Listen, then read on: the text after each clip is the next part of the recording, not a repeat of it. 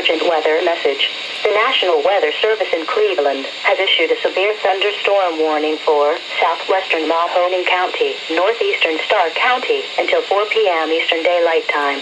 At 3:17 p.m. Eastern Daylight Time, the National Weather Service Doppler radar indicated a severe thunderstorm capable of producing quarter-size hail and damaging winds in excess of 60 miles per hour.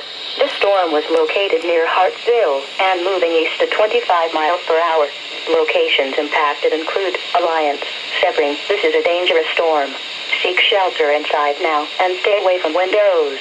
Repeating, a severe thunderstorm warning has been issued until 4 p.m. Eastern Daylight Time for the following counties in Ohio: Mahoning and Stark.